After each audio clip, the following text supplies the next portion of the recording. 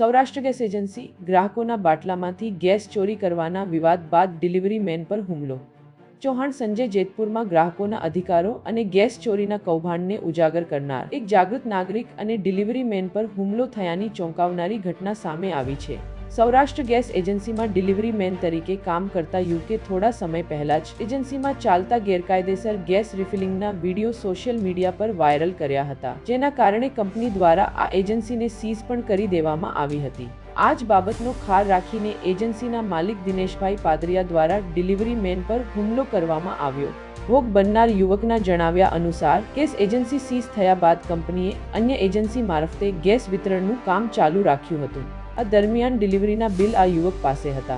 જ્યારે તે બિલ લેવા ગયો ત્યારે એજન્સીના માલિકે તેની પાસેથી બિલ પરત માંગ્યા હતા. યુવકે બિલ આપવાની ના પાડતા જ ગેસ ચોરીનો વિડીયો વાયરલ કરવાનો જૂનો ખાર રાખીને તેના પર હુમલો કરવામાં આવ્યો હતો. યુવકને હોસ્પિટલમાં સારવાર અર્થે ખસેડવામાં આવ્યો હતો.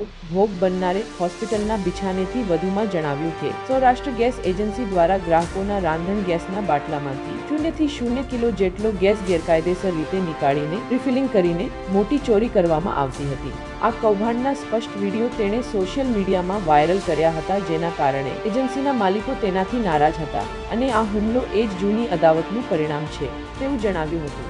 હાલ આ મામલે પોલીસ વધુ તપાસ ચલાવી રહી છે. ચૌહાણ સંજયભાઈ, નીટ 24 ન્યૂઝ, જેતપુર/રાજકોટ. પૂરા સમાચાર જોવા માટે નીટ 24 ન્યૂઝને સબસ્ક્રાઇબ કરો.